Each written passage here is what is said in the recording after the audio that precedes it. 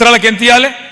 1,50,000 ఇవ్వాలి. నువ్వు నేనేం అడుగుతున్నా నీకు రేవంత్ రెడ్డి గారు, కోటీశ్వర్లు చేయకపోయినా పర్వాలేదు, గా డైలాగులు ఏం అవసరం లేదు, సినిమా డైలాగులు.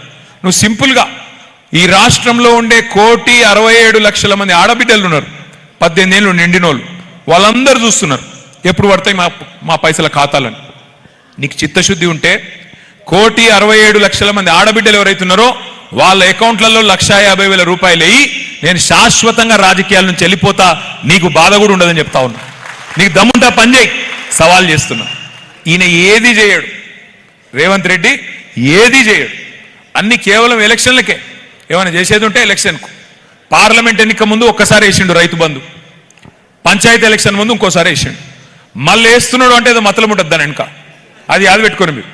మళ్ళీ వేస్తుండంటే మళ్ళీ ఎలక్షన్ ముందు వేస్తాడు తప్ప ఎలక్షన్ లేకపోతే వేసే కేసు కాదు ఇది. కేసీఆర్ ఉన్నప్పుడు నాట్లు ఉన్నప్పుడు పడుతుండే రైతు బంధు, ఈయన వచ్చినాక ఓట్లప్పుడు మాత్రమే పడుతుంది, మిగతా టైంలో పడదు. అందుకే డేంజర్, యాద పెట్టుకోండి. చివరిగా నేను ఒకటే మీ అందరినీ ప్రార్థించేది, దయచేసి ఒక 5 నిమిషాలు బంద్ చేసుకుందాం. చివరిగా నేను చెప్పేది ఒకటి, నాకు తెలుసు మీకు కూడా చాలా పెళ్లిళ్ళకు పోవాలి, ముఖం చూపెట్టాలి, లేకపోతే తిడతారు ఇళ్ళల్లో, నాకు కూడా తెలుసు. అందుకే ముగించే ముందు నేను చెప్పేది ఒకటే, కేసీఆర్ గారు గెలవాలి, పార్టీ గెలవాలి అంటున్న డైలాగులతో కాదు, ఉపన్యాసాలతో కాదు. 300 పోలింగ్ బూతులు ఉన్నాయి మనకు చేవెళ్ళ నియోజకవర్గంలో. మరి ఒక ముఖ్యమైన కార్యక్రమం ఇవాళనే చాలా అవుతున్నది. ముఖ్యమైన కార్యక్రమం SIR ఇవాళనే మనకు రాష్ట్రమంతటా స్టార్ట్ అవుతా ఉన్నది.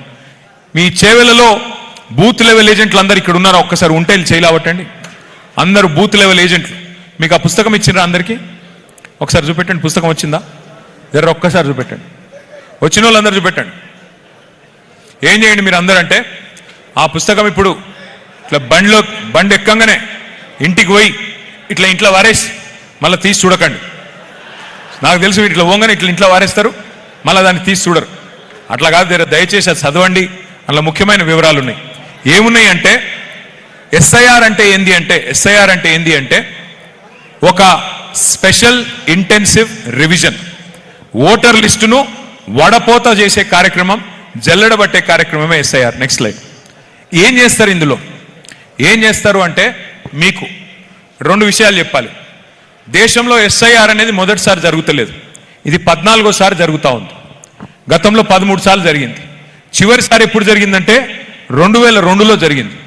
మరి 2002లో చేవెళ్ళ అనేది అప్పుడు జనరల్ కాన్స్టిట్యున్సీ, తర్వాత 2009లో SC కాన్స్టిట్యున్సీ అయింది. 2002లో అప్పుడు ఆంధ్రప్రదేశ్ రాష్ట్రం ఉండే, తెలంగాణ రాష్ట్రం లేకుండే. సో ఇప్పుడు ఏం చేస్తారు, మొదలు 2002 ఓటర్ లిస్టు, 2025 ఓటర్ లిస్టు, మొన్నటి లేటెస్ట్ ఓటర్ లిస్టు 2 పక్కకు పెట్టుకొని చూస్తారు. చూసి ఏం చూస్తారు, అందులో ఫ్యామిలీ మ్యాపింగ్ చేస్తారు. అంటే ఏంటిది?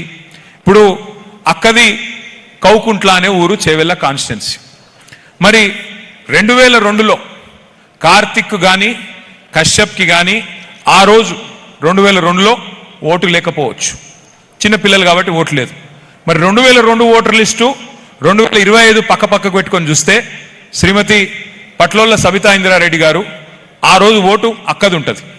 కానీ పక్కకు చూస్తే ఈరోజు 2025లో అక్కకు కొడుకులు ఉన్నారు, వాళ్ళకు ఓటు వచ్చింది, కోడళ్ళు వచ్చిండ్రు, వాళ్ళకు కూడా ఓట్లు వచ్చినాయి.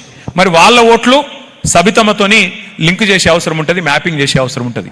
దాన్నే ఫ్యామిలీ మ్యాపింగ్ అంటారు. సో ఇప్పుడు రేపు అక్క ఇంటికి పోయినప్పుడు, కౌకుంట్లకు పోయినప్పుడు, అక్కడ BLO గారు, BLA గారు. BLO అంటే ఎవరు? మీ anganwadi teacher, booth level officer. BLA అంటే మన బూత్ లెవెల్ ఏజెంట్, మన పార్టీ వాళ్ళు. ఏం చేయాలి? ఆ లింక్ కాని ఓటర్లు కార్తీక్, కశ్యప్, కళ్యాణ్ ముగ్గురు కూడా అక్క పిల్లలు అని చెప్పి ఓటింగ్ చేయాలి, మ్యాపింగ్ చేయాలి. కోడళ్ళు ఉన్నారనుకో, వాళ్ళు కూడా అక్క కోడళ్ళే అని చెప్పి అక్క పేరుతో మ్యాపింగ్ చేయాలి. ఇది పట్లోళ్ళ ఫ్యామిలీ అని చెప్పి మ్యాపింగ్ చేయాలి, లింక్ చేయాలి. ఇది అందరికీ వర్తిస్తుంది. సింపుల్, ఏం కన్ఫ్యూజ్ అయ్యేది లేదు. ఆ రోజుకు ఈ రోజుకు మ్యాపింగ్ చేయాలి. ఆ రోజు కొన్ని ఓట్లు లేకపోవచ్చు, వాటిని మ్యాపింగ్ చేసుకోవాలి. నెక్స్ట్, ఇది చాలా ఇంపార్టెంట్ డేట్. ఇంకో ఇవాళనే చాలా అయింది. SIR నెల రోజులు జరుగుతుంది, 24 జూలై దాకా, వచ్చే నెల 24 దాకా